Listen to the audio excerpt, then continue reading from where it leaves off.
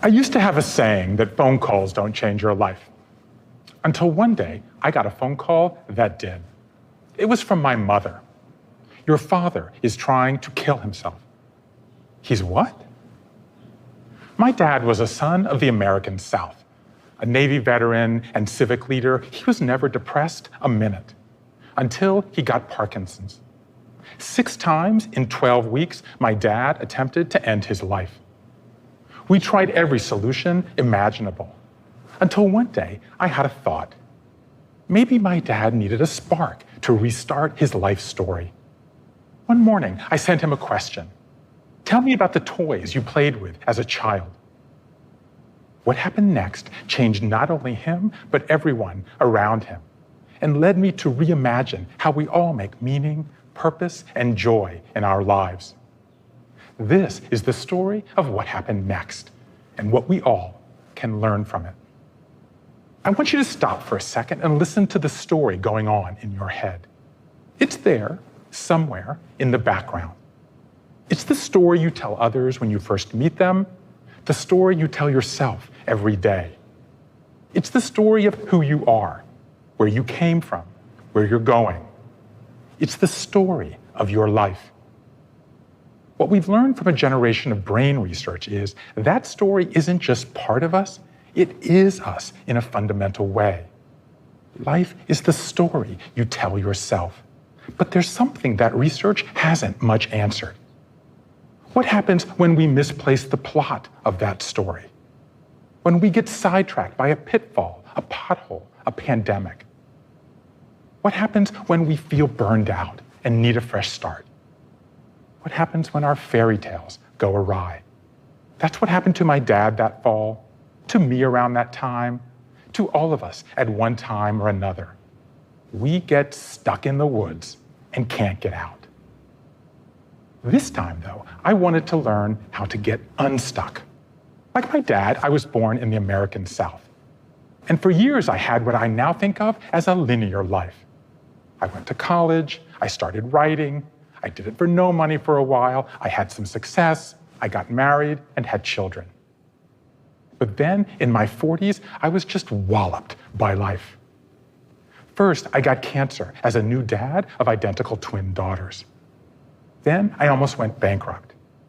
Then my dad had that suicide spree. For a long time, I felt shame and fear about these events. I didn't know how to tell that story. I didn't want to tell that story. When I did, I discovered that everyone feels their life has been upended in some way. That their life is somehow off schedule, off track, off kilter. That the life they're living is not the life they expected. That they're living life out of order. I wanted to do something to help. Over 3 years, I crisscrossed the country, collecting what became hundreds of life stories of Americans in all 50 states. People who lost homes, lost limbs, changed careers, changed genders, got sober, got out of bad marriages. In the end, I had 1,000 hours of interviews, 6,000 pages of transcripts. With a team of 12, I then spent a year coding these stories for 57 different variables, looking for patterns that could help all of us in times of change. I called this the Life Story Project. And here's what I learned. Lesson number 1, the linear life is dead. The idea that we're going to have one job, one relationship, one source of happiness from adolescence to assisted living is hopelessly outdated. What's more, that idea turns out to be a historical anomaly. Though we don't talk about it nearly enough, the way we look at the world affects how we look at our lives. In the ancient world, they didn't have linear time. They thought life was a cycle because agriculture was a cycle. In the Middle Ages, they thought life was a staircase up to middle age, then down. That's no new love at 60, no retiring and opening an Airbnb at 70. Not until 150 years ago did we adopt the idea that life proceeds in a series of stages, like an industrial factory. Freud's psychosexual stages, Erikson's 8 stages of moral development, the 5 stages of grief. These are all linear constructs. This model peaks in the 1970s with the idea that everyone does the same thing in their 20s, the same thing in their 30s, then has a midlife crisis between 39 and 44 and a half. It is hard to overstate how powerful this idea was. There's only one problem. It's not true. Today, we've updated how we look at the world. We understand there's chaos and complexity in networks, but we haven't updated how we look at our lives. That leads to lesson number 2. The nonlinear life involves many more life transitions. I went through every interview I conducted and made a master list of all the ways our lives get redirected.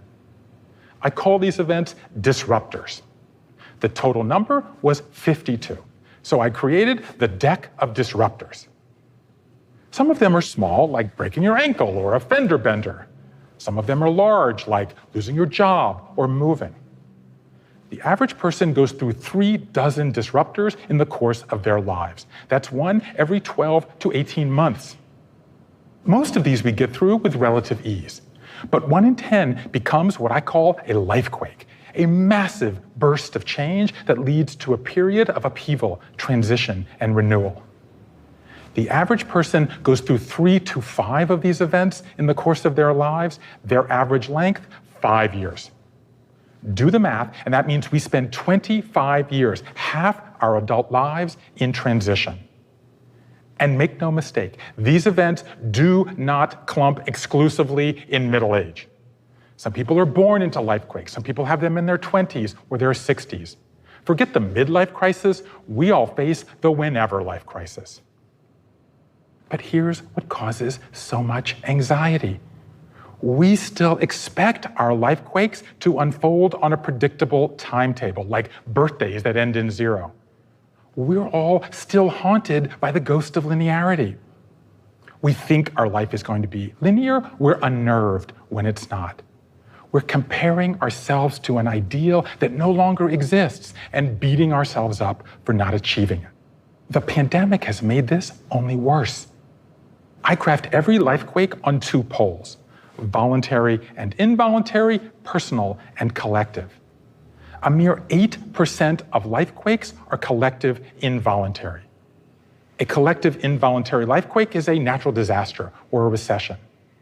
What's unique about this moment in time?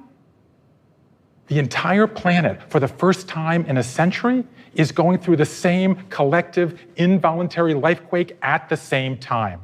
Every single one of us is in transition. And yet, no one is teaching us how to master these times. Which leads to lesson number 3. Life transitions are a skill we can and must master. What I'd like to do for you today is to give you 5 tips based on my research for how to master a life transition. Tip number 1. Begin with your transition superpower. One way to think about a lifequake is as a physical blow. Life puts us on our heels, the life transition puts us back on our toes. And yet most of us, when we enter one, feel completely overwhelmed. We either make a 212-item to-do list and say we'll get through it in a weekend, or we lie in a fetal position and say we'll never get through it. Both of them are wrong. Look at enough of these and certain patterns become clear. For starters, life transitions have 3 phases. I call them the long goodbye, when you mourn the past that's not coming back, the messy middle, when you shed certain habits and create new ones, and the new beginning, where you unveil your new self. But here's the key. Counter to a century of thinking, these phases do not happen in order. Just as life is nonlinear, life transitions are nonlinear too. Instead, each of us gravitates to the phase we're best at, our transition superpower, and gets bogged down in the phase we're weakest at, our transition kryptonite. Half of us, for example, don't like the messy middle, but some of us excel at that. Maybe you're good at making lists and analyzing your options. Perfect, start there. 4 in 10 of us don't like the long goodbye. Maybe we're people pleasers or we're uncomfortable in difficult situations, but others thrive like that. Perfect. Start there. The point is, transitions are difficult. Begin with your superpower, build confidence, move on from there. Tip number 2, accept your emotions. In addition to 3 phases, I identified 7 tools for how we navigate a life transition. Beginning with accept that it's an emotional experience. I looked hundreds of people in the eye and asked, what's the biggest emotion you struggled with during your time of change? The number 1 answer, fear. How am I going to get through this? How am I going to pay my bills? Number 2, sadness. I miss my loved one. I miss being able to walk. Number 3, shame. I'm ashamed I have to ask for help. I'm ashamed of what I did when I drank too much. Now, some of us cope with these emotions by writing them down. Others, like me, buckle down and push through. But 80% of us, 80, turn to rituals. We sing, dance, hug. After Maynard Howell left his job in Big Pharma to open a gym, he tattooed breathe on his right hand and happy on his left. I knew I couldn't go back to my corporate job once I did that, he said. Lisa Ray Rosenberg had a horrible year in which she lost her job, had a falling out with her mother, and went on 52 first dates. I knew I needed a change, she said. Her biggest fear, heights, so she jumped out of an airplane. A year later, she was married with a child. Rituals like these are effective in the long goodbye of a transition because they are messages to ourselves and those around us that I'm going through a difficult time and I'm ready for what comes next. Tip number 3, try something new. The messy middle is messy. It's disheartening and disorienting. Now what? My data show we do 2 things during our time in the wilderness. First, we shed things, mindsets, routines, habits. Like animals who molt, we cast off parts of our personality. Jeffrey Spar, who has OCD, had to shed his reliance on a regular paycheck when he left his family's business to open a nonprofit that works with art therapy. Lee Wintz, an executive who went through cancer, divorce, and a career change all at the same time, had to shed her habit that whenever she walked in the door, she would open the fridge. She lost 60 pounds. Shedding allows us to make space for what comes next, which is astonishing acts of creativity. At the bottom of our lives, we dance, sing, garden, take up ukulele. Army Sergeant Zach Herrick had his face blown off by the Taliban. 31 surgeries between his nose and his chin. He experienced suicide ideation. Then, at the suggestion of his mom, he started to cook, then to write poetry, and then to paint. I used to get out my hostility by splattering the enemy with bullets, he told me. Now I get out my hostility by splattering the canvas with paint. What was the biggest cliche at the beginning of the pandemic? Baking. We're going to sourdough our way through it. I may have been the least surprised person because the simple act of imagining that loaf of bread or a painting or a poem allows us to imagine we can create a new self. Tip number 4, seek wisdom from others. Perhaps the most painful part of a life transition is that you feel isolated and alone. In fact, one under-discussed reason for the rise of loneliness is the rise in the number of life transitions we all face, which is why it's essential that you not be alone, that you share your experience with others. Could be a friend, a neighbor, a loved one, even a stranger. But here's the key. Not everyone craves the same type of response. Each of us has what I call a phenotype of feedback. A third of us like comforters. I love you, Susie, you'll get through it. A quarter of us like nudgers. I love you, John, but maybe you should try this. Maybe you should do that. But 1 in 6 of us like slappers. I love you, Anna, but get over yourself. It's time to do this. The key point is, don't assume that the other person likes the same type of response. Ask before you advise. And that leads to tip number 5. rewrite your life story. A life transition is fundamentally a meaning-making experience. It's what I like to call an autobiographical occasion, in which we are called on to revisit, rewrite, and retell our life story, adding a new chapter for what we learned during the lifequake. That's what happened with my dad. After I sent that first question about the toys he played with, he wrote a story about model airplanes I had never heard before, even though he couldn't even use his fingers at the time. I sent another, tell me about the house you grew up in. Then another, how'd you join the Navy? How'd you meet Mom? Until just this week, 8 years after that first question, my dad, who never wrote anything longer than a memo, completed a 65,000-word memoir. One question, one story, one life-affirming memory at a time. That is the power of storytelling. And it's a reminder that no matter how bleak your story gets, you cannot give up on the happy ending.